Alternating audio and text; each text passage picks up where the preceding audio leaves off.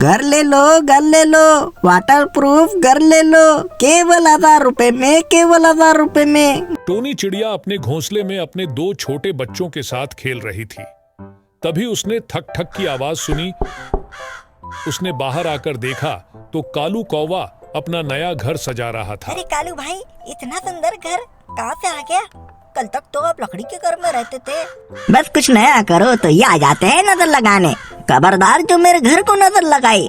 ये नया प्लास्टिक का घर है, इस पर बरसात के पानी का भी क्यों असर नहीं होता? बरसात में तुम्हारे घर में पानी टपकता है। अब तुम परेशान रहो, मैं तो मजे से घर में बैठकर बारिश का मजा लूंगा। ये तो बहुत अच्छा घर है, मुझे भी बता दो ना कहाँ मिलता है और कितने पैसे लग जाएंगे इसे खरीदने में? तुझे क्यों बता दूं? वैसे भी ये बहुत महंगा है, इसे खरीदना तेरी बस की बात नहीं है। चल भाग यहाँ से, मुझे आराम करना है। टोनी चिड़िया वापस अपने घर आ जाती है। वह अपने घर को देखती है।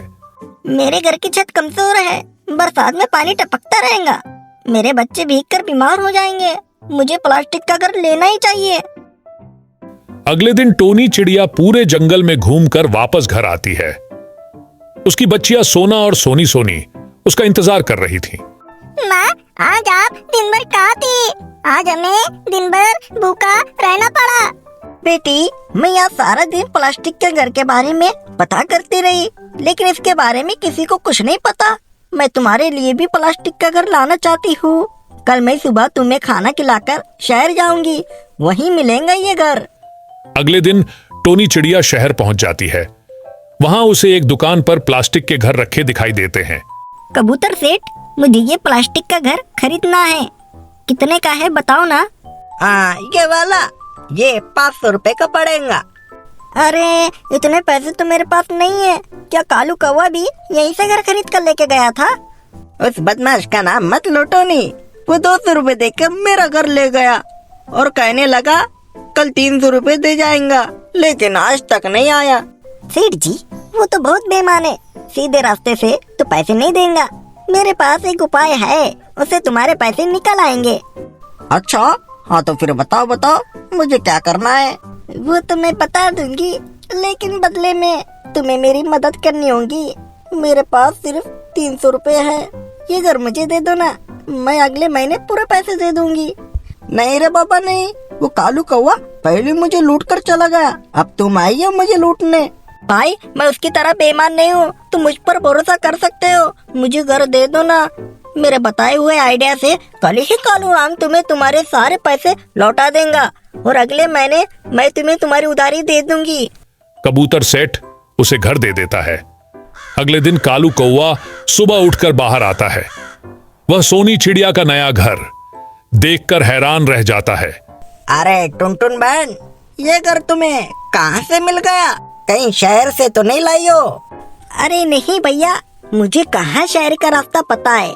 यही एक घर बेचने वाला आया था, उसी से खरीद लिया। अब तो गांव के सभी पक्षी ऐसा ही घर खरीदना चाहते हैं, लेकिन वो घर बेचने वाला आया ही नहीं। यह सुनकर कालू कौवा सोच में पड़ जाता है। अगर मैं शहर से 500 रुपए का घर खरीद कर शहर में 1000 रुपए का बेचूं, तो मुझे बहुत मुनाफा होगा। अरे बेईमान, तू तो कल पैसे देता हूँ बोलकर गया था, आज इतने दिनों बाद आ रहा है। अरे कबूतर सेठ, नाराज क्यों होते हो? ये लो आपके 300 रुपए और ये 500 रुपए, और मुझे एक और घर दे दो। मैंने नया बिजनेस शुरू किया है, मैं तुमसे घर लेकर गांव में बेचूंगा, तुम्हें भी फायदा और मुझे भी। ठीक है, लेकिन मैं एक बात पहले ही बता दूं, मैं घर बेचने के बाद वापस नहीं लेता। कालू कौवा घर लेकर चला जाता है। उधर कालू कौवा घर को लेकर गांव में पहुंचता है। घर ले लो, वाटर प्रूफ घर ले लो, केवल 1000 रुपए में, केवल 1000 रुपए में। घर ले लो, वाटर प्रूफ घर ले लो।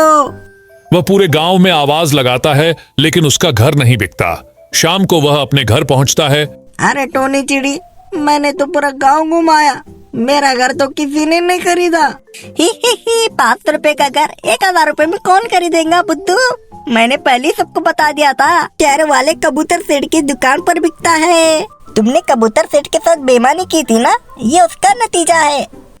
मेरे मन में लालच आ गया था, अब किसी तरह ये घर बिकवा दो। मैंने तो सारे पैसे इसे खरीदने में लगा दिए। अगर ये नहीं बिका तो मैं भूखा मर जाऊंगा। ठीक है, ये घर तुम 500 रुपए में तू को दे दो। मैंने उससे बात कर ली है, पर याद रखना आइंदा से बेईमानी मत करना। कालू कौवा सुधर जाता है। अगले महीने टोनी चिड़िया कबूतर सेट के पैसे चुका देती है।